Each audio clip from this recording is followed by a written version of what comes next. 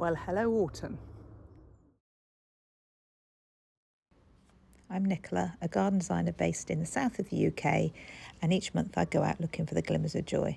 This is Wilf, he's my dog. He comes too.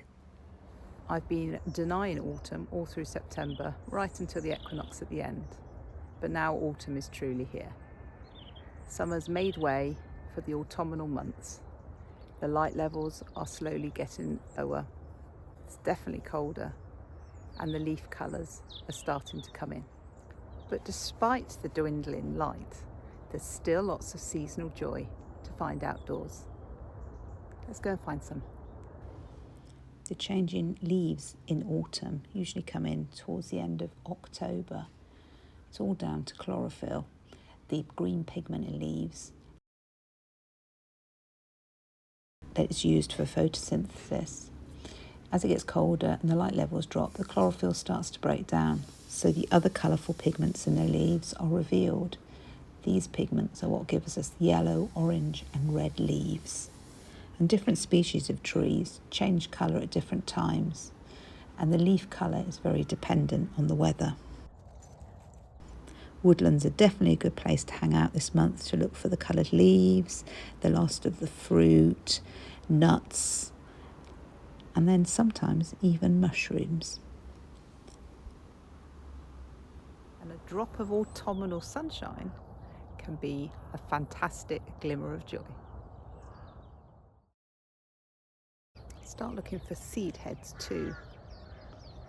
Their architectural beauty is something to take us through the winter months.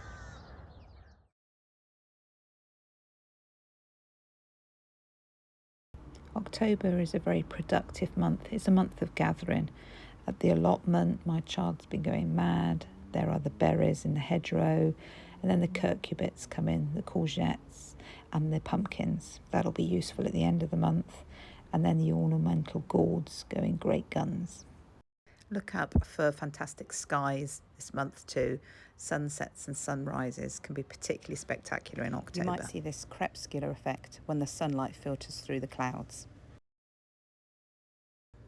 And this month we can start to see autumn mists and sometimes fog coming in as the temperatures start to cool. Have you heard of the festival Samhain? It stems from a time when our ancestors really only followed two seasons. Seasons of the light, summer, and season of the dark, winter. Samhain translates to summer's end, and it fell on the 31st of October, continuing over into the next day, and it marked literally the end of summer and the end of the harvest. At Samhain there was a lot of gathering in of crops and harvests to sustain our ancestors through the winter months ahead. And it was also a time of lighting fires and making merry as thanks for the harvest, and I suppose as a kind of bribe to the gods to get them through the winter ahead. And they also believed that the veil between the two worlds, ours and the next, was thin at Samhain. They believed that our ancestors could come back and speak their wisdom. But while the veil was thin, of course, evil energies could also come back. So the celebrations at Samhain fall very much into two camps, attracting the ancestors to come back, and the other is keeping the evil energies out. And you start to see some correlations with today's Halloween celebrations. Same way that our ancestors would be preserving to try and keep their harvests through to the winter months, now is a great time for making preserves, jams, chutneys, for pickling the fruit harvest in alcohol, great for giving as gifts at Christmas. It's also a time for heartier foods as the temperatures drop and the nights get longer. Stews and soups and casseroles start to become much more attractive than salads. It's also a great time to review your harvest, and that applies to your business, to your life, and to your garden. In October, you start to see your framework of your garden. It's a good time to think about whether you are using the garden as you want, whether there are gaps in your planting that you could plug, where things need dividing or moving, and if there's anything new that you want to add to your garden. This colour for October from a penstemon, a geranium, and from a sedum head. That's not bad for October. The Gaura here is still flowering as well. It's great with the Verbena bonariensis for late season pops of colour. Example of using grasses for adding movement in a garden.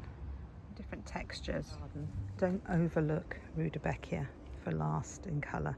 This has been flowering for months now. We've even still got the last of the echinaceas flowering. An old favourite, Verbena bonariensis. All growing well in this October bed under the colour of an Amelanchier. Don't forget dahlias. These ones I filmed at my local flower farm. They bring great late colour. Autumn is a fantastic time to take up nature journaling. Always so much to see. It's a very bountiful time of year. Have a look on my website at my workshops that I'm running. Lots of different journaling workshops, all very much inspired by the seasons and by nature. In the same way that nature lets go of the deciduous leaves in order to let the soil restore and rejuvenate, ready to go again in the spring, we can choose what to let go of at Samhain. What we don't want to take forward into the next year, what we're going to lose to make room for new things. Really hope you've enjoyed this October film. Don't forget to come back for my next November film and like, subscribe and follow.